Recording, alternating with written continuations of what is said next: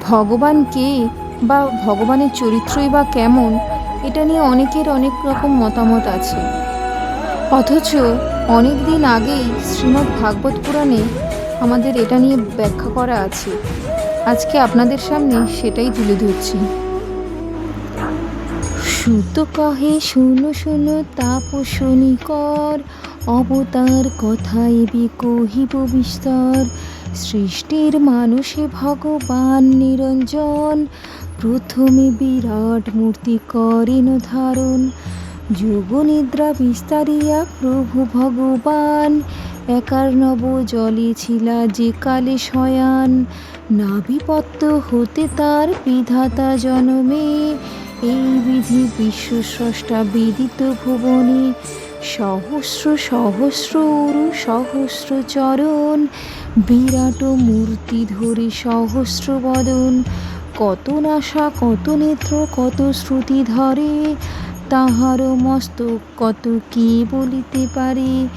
জ্ঞান চক্ষে যোগীগণ করে দর্শন, সর্ব অবতার বিদ সেই মূর্তি হন। তাহার বিনাশ নাই অজর অব্যয়, সবার নিধান তিনি জানিবে নিশ্চয়। ভিন্ন ভিন্ন কার্য হেতু দেব ভগবান, অবতার ধরি করে বিহিত বিধান। মরিচি প্রভৃতি যত তাপসনী কর, তাহার অংশের অংশ খ্যাত চরাচর। যত কিছু সৃষ্টি প্রাণী ব্রহ্মাণ্ড ভিতরে, বিরাট সবার বীজ জানিবে অন্তরে। যে প্রভু বিরাট মূর্তি করেন ধারণ, প্রথমে কৌমার সৃষ্টি করি আলম্বন। ব্রাহ্মণ হইয়া তপ করেন দুষ্কর, এই তো প্রথম মূর্তি খ্যাত চরাচর। দ্বিতীয় বরাহ মূর্তি বিদিত ভুবনে, বরাহ আকার প্রভু ধরেন যতনে। রসাতল গতাবৃদ্ধি করেন উদ্ধার, তৃতীয়ে নারদ রূপী খ্যাত ত্রিসংসার।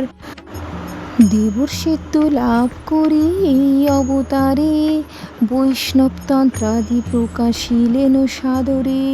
নরনারায়ণ ঋষি হয়ে তারপর, করেন কঠোর তব অতীব দুষ্কর।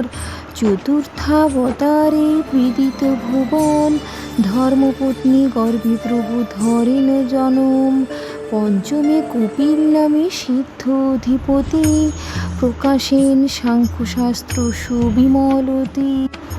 দত্তাত্রেয় রূপে জন্ম ষষ্ঠ অবতারে, অত্রিয় তনয় রূপে বিদিত সংসারে। মম পুত্র হও বলি অত্রি ঋষিবর, প্রার্থনা করেন সেই বিভুর গোচর। সেহেতু পুত্রত্ব লাভ করেন তাহার, এই হেতু হয় দত্তাত্রেয় অবতার। প্রহ্লাদাদি ভক্তগণে এই অবতারে, আত্মবিদ্যা উপদেশ দেন সমাদরে। সপ্তমে শ্রীযজ্ঞ নামে হন সুবিদিত, আকুতি উদরে জন্ম আছে নিরূপিত। রুচির ঔরসে হয় যজ্ঞের উদয়, জাম নামে দেবগণ তাঁর পুত্র হয়। স্বয়ম্ভব মন্বন্তর করেন পালন, সপ্তমাবতার কথা করিন কীর্তন। অগ্নিধ্র পুত্রের পত্নী মেরুদেবী যিনি, অষ্টমী তাহার গর্ভে জন্মে চিন্তামণি। এই অবতারে খ্যাত ঋষভ নামেতে, পরমহংসের রীতি প্রকাশে জগতে। পৃথুরাজ রূপে জন্ম করিয়া ধারণ, নবমেতে খ্যাত হন দেবনারায়ণ। পৃথ্বী হতে ঔষধাদির এই অবতারে, দহন করেন পৃথু খ্যাত চরাচরে। দশমে মৎস্যের রূপ করিয়া ধারণ, বৈবস্বত মনুদেবে করেন রক্ষণ। একাদশে কূর্মরূপ প্রকাশ জগতে, মন্দর গিরিরে প্রভু ধরেন পৃষ্ঠেতে।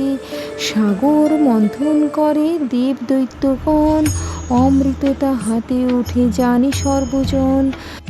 দ্বাদশ ত্রয়োদশ দুই অবতারে, প্রকাশ হইয়া ধন্বন্তরীর আকারে, করেতে অমৃত পাত্র করে আহরণ, মোহিনী আকার পরে করেন ধারণ।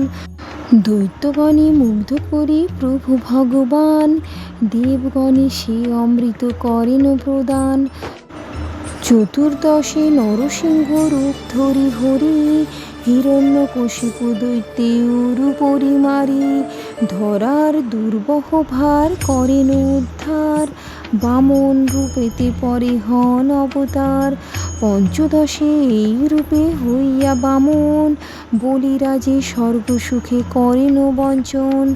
বলিযজ্ঞে গিয়া প্রভু ত্রিপাদ প্রমাণ, ভূমিমাত্র চান দান বলিরাজ স্থান। ষোড়শে পরশুরাম রূপেতে জনম, একবিংশ বার ক্ষত্র করেন নিধন। সপ্তদশে পরাশর ঋষির ঔরসে, সত্যবতী গর্ভে ব্যাস রূপেত প্রকাশে, অল্প বুদ্ধি জনগণে করি দর্শন, বেদের বহুল শাখা করেন রচন। অষ্টাদশে দেবকার্য সাধন ইচ্ছায়, বামরূপে অবতীর্ণ হন অযোধ্যায়। ঊনবিংশে রামকৃষ্ণ রূপেতে জনম, বৃষ্ণিবংশে আসি করে ভূভার হরণ। তারপর কলিযুগ প্রবৃত্ত হইলে, জন্মিবেন বুদ্ধরূপে অবনীমণ্ডলে। বুদ্ধরূপে হয়ে প্রভু অঞ্জননন্দন, দুষ্টগণে বিমোহিত করিবে তখন। এই রূপে কলিযুগে জন্মি গয়া দেশে, প্রচার করিবে বৌদ্ধ ধর্ম প্রভু বিংশে। তারপর কলি শেষে যবে রাজগণ, দস্যু সম হয়ে হবে অতীব দুর্জন। সেই কালে কল্কি রূপে বিষ্ণু যশা ঘরে, জনম লভিবে একবিংশ অবতারে। অবতার সংখ্যা বল কি বলিব আর, কত আছে বিবরিবে সাধ্য আছে কার। সুবৃহৎ জলাশয় হইতে যেমন, ক্ষুদ্র ক্ষুদ্র জলস্রোত হয়ে নিঃসরণ, সেই রূপ কত মূর্তি ভগবান হতে, প্রকাশ হতেছে তাহা কে পারে বলিতে। তাহার বিভূতি বল কি করি বর্ণন, তাহারই অংশেতে মনু মনুর নন্দন। প্রজাপতি আদি করে যত দৃষ্ট হয়, সকলে তাহার অংশ জানিবে নিশ্চয়। অবতার কথা যাহা করিনু বর্ণন, ঈশ্বরের অংশ হন কোন কোন জন। তাহার বিভূতি কোন কোন জন হয়, কিন্তু এক কথা বলি শুনো ঋষিচয়। কৃষ্ণ অবতার যাহা করিনু বর্ণন, সাক্ষাৎ তিনিই হন প্রভু নিরঞ্জন। যুগে যুগে দৈত্যগণ হলে অত্যাচারী, অবতার ধরি হন আবির্ভূত হরি। এই রূপে অবতার করিয়া গ্রহণ, দৈত্যগণে নিজ বলে করিয়া নিধন। ধরার দুর্বহ ভার করেন উদ্ধার, সর্বজন সুখী হয় ধরণী মাঝার। সংযত হইয়া ইহা করিলে শ্রবণ, প্রাতঃ সন্ধ্যা দুই কালে করিলে পঠন। সংসার হইতে তার হয় পরিত্রাণ, দুঃখের পাথারে নাহি হয় ভাসমান। বস্তুতঃ অরূপ জীব শাস্ত্রেরও বিচার, জ্ঞান মাত্র জানিবে গো স্বরূপ তাহার। মেঘ যথা বায়ু পরি করো এই আশ্রয়, আকাশ বলিয়া জ্ঞান করে মূঢ়চয়। সেরূপ আত্মাতে হয় দেহাদি কল্পনা, স্থূলরূপ বলি ইহা করো বিবেচনা। ইহা ভিন্ন লিঙ্গ দেহ আছে বিদ্যমান, করো নাই পদ নাই নাই পরিণাম। তাহাও কল্পিত রেশে হয় মায়া গুণে, আকার নাহি কো তার কহি সবাস্থানে। জীব বলি তাহারে করো এ কল্পনা, এই সব বিচারিয়া করো আলোচনা। ব্রহ্মের স্বরূপ জীব জানিবে অন্তরে, নিরাকার হন ব্রহ্ম কহিনু সবারে। ঐশ্বরী মায়ার যবে হয় উপরম, ব্রহ্মের স্বরূপ প্রাপ্তি ঘটিবে তখন। কপটতা পরিহার করি ভক্তজন, ব্রহ্মপাদ পদ্ম সেবা করি অনুক্ষণ। তাহারও পরম তত্ত্বে হন জ্ঞানবান, নাহিক সন্দেহ হইতে কভি তব স্থান। ধন্য ধন্য তোমরা হে ওহে ঋষিগণ, পরম পবিত্র প্রশ্ন করেছ যখন। করিতেছি ভাগবত পুরাণ বর্ণন, বেদের সদৃশ ইহা ওহে ঋষিগণ। ইহাতে বর্ণিত আছে কৃষ্ণের চরিত, মঙ্গল নিদান শাস্ত্র ব্যাসের রচিত।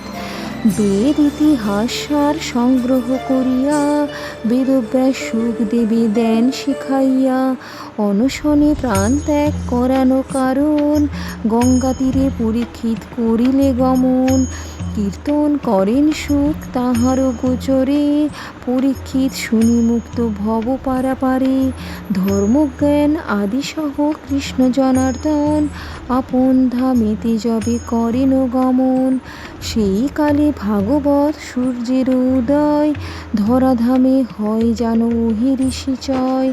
যেই কালে সুখদেব করেন কীর্তন, কহিছিনু সেই কালে তথায় গমন। যেরূপ আমি শুনেছি তথায়, বর্ণন করিব শুনো হে হৃষ্টকায়।